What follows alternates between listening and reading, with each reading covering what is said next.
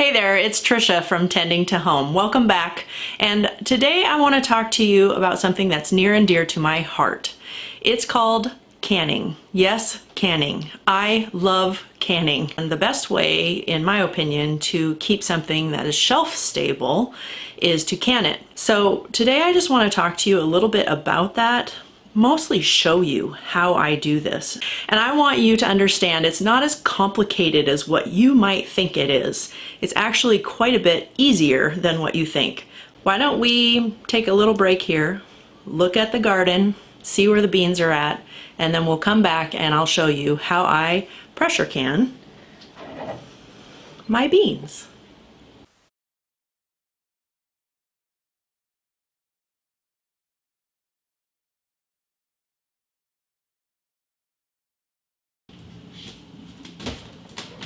Now that we have our beans, let's go over our list of things that we're going to need to can these beans. First, you'll have to start off with a pressure canner. Now, this is not a water bath canner. It's also not a pressure cooker. It's a pressure canner. It's very important for you to know this is what you'll need to can your beans. Beans are low acidity and therefore need to be canned in a pressure canner, not in a water bath. Very important. So make sure you have an actual pressure canner. My pressure canner is a tall size where I can stack, if I need to,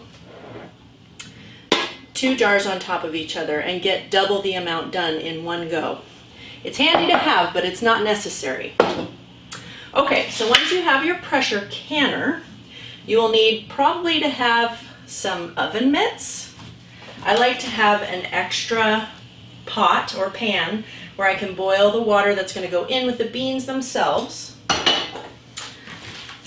I like to have a funnel and jars. I can fit 7 jars in the bottom of my pressure canner. This is handy. You don't need to have it, but trust me, you'll want one. It just makes it easier. Now that these beans are inside, I have to take the time to snip off the ends and then snap them into small pieces and put them into the jars. That's where this will come in handy, as well as when you're ladling hot water in. It just helps to keep everything going into the jar than all over your counter. So definitely recommend one of these.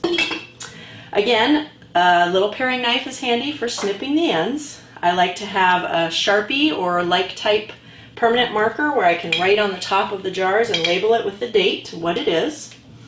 A teaspoon measurement for putting in salt. Now, you don't have to salt your beans, but I highly recommend that you do. The flavor will be much better, and we'll get to that. I like to have some sort of either a rubber spatula or a plastic debubbler is what they like to call them. This will go into your jar and help get all the bubbles out of your beans, and I'll show you that as well. You need to have lids that are new and never been used. Rings that go over the lids on here so it helps to seal the jar. I like to have white vinegar. This helps to clean the rim of the jar so that the lid will stick. We'll show you that. I use a clean paper towel for that, but you can also use a clean washcloth. And last but not least, the tool I would not be without, this is a jar lifter. This is something that you will use to get your jars in and out of your canner because it will be hot. So don't neglect having one of these. They are very inexpensive and easy to find. All right, now that we have all of our items, I'm going to go ahead and snip and snap these beans and start filling my jars, and we'll come back and see what the next step is. Okay, I have snipped and snapped all the beans into bite-sized pieces and put them into slightly warmed jars. They're nice and full. Pack them in there as tight as you can and fill them up to about this bottom rung right here, okay? Now what we're going to do is we're going to add 1 teaspoon of salt. I like to use a natural sea salt into each jar. Now what this does is it's going to help flavor the beans. And if you think about how much salt that is per bean, it's not much. But my goodness, it makes them taste so much better. Once you're done with that, then I like to go ahead and put that funnel on there, and we start to ladle hot boiling water into the beans. So while I was snipping and snapping the beans, I started this pot and set the water to boil. The other thing that I did in my canner behind me here is I went ahead and put about 2 inches of water in the bottom of the pot and started setting it to boil as well.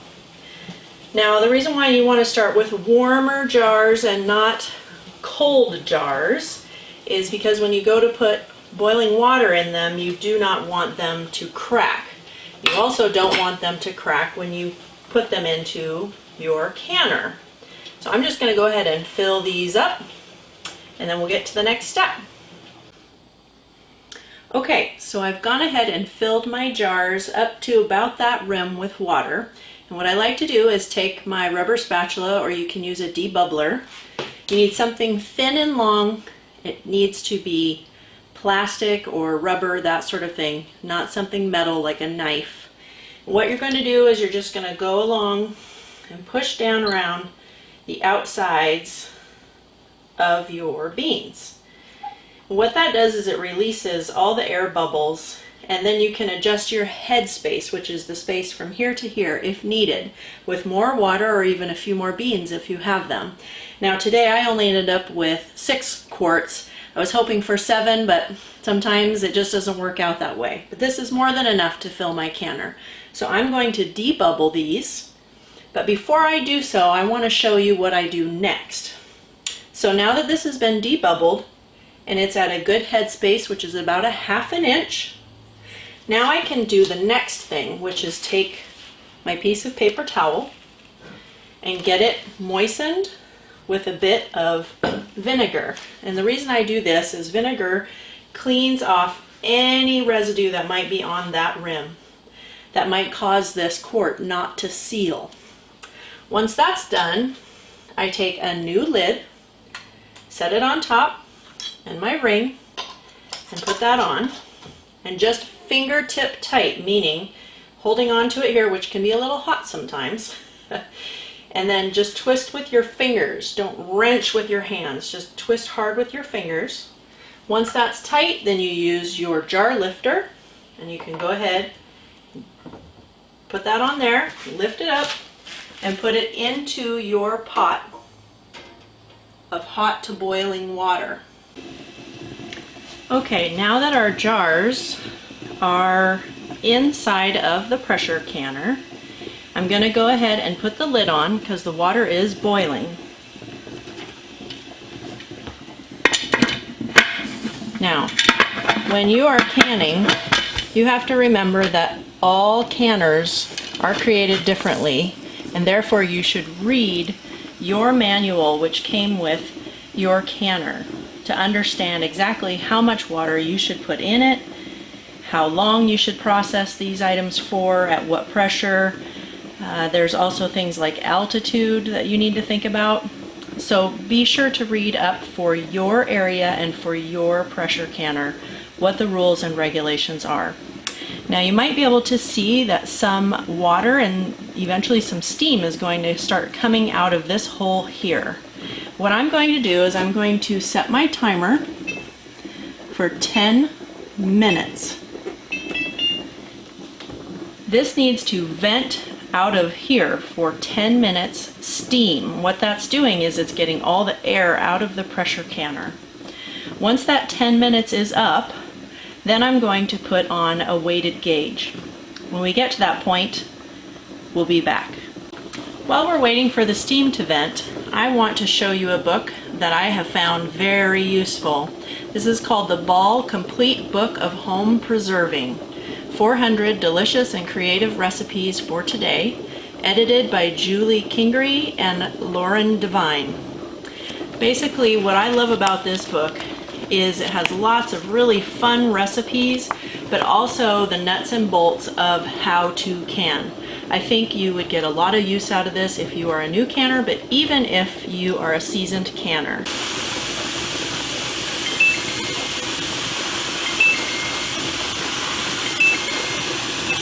Okay, it's been 10 minutes, and I think you can see that there's steam coming out of here. It's a pretty steady stream of steam. The other thing that I'm noticing is this little button here, which I won't touch with my bare finger, is popped up, which to me means we're ready to go ahead and put this piece on.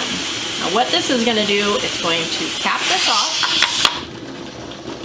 It's going to stop the steam from coming out, and it's going to begin causing pressure on this dial gauge here.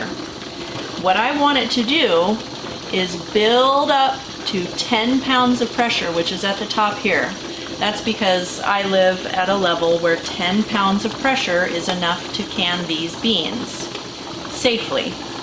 Again, I highly recommend consulting the Ball Complete Book of Home Preserving to get the information you need for how long and at what pounds of pressure you need to process beans at in your region.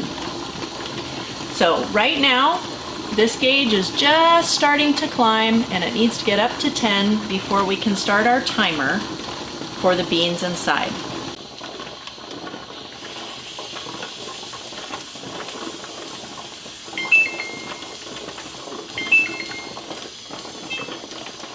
Okay, our timer has gone off, and we've kept the pressure at about 10 pounds for 25 minutes.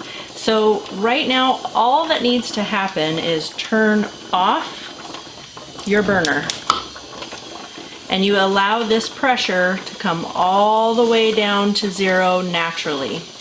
But what I did was, when the pressure came to 0, I left it for at least 10 minutes, and that should have made it so that the pressure will have gone down.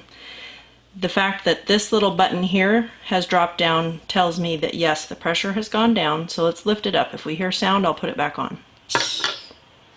Okay, so one little push, and that's it. So we set that aside, and then I like to let it sit for about 5 minutes before I open up the lid. Okay, now we are going to go ahead and take the lid off. It's just been about 5 minutes. And when you open up a lid, you unlock it first, and then always open the lid away from you, like so. So when the steam comes out, it's not coming into your face. Okay, and we'll just set that aside.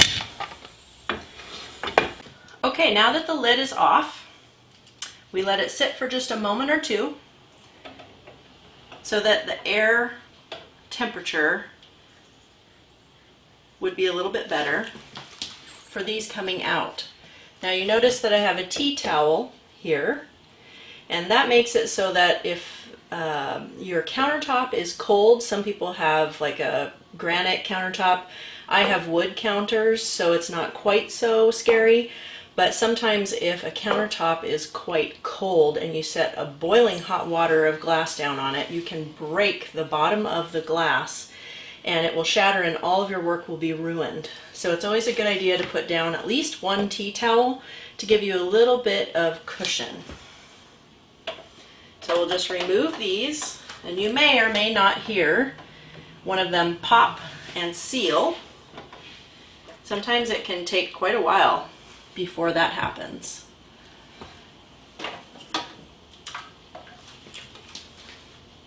So if you'll remember, I have 6 quarts of beans that are coming out.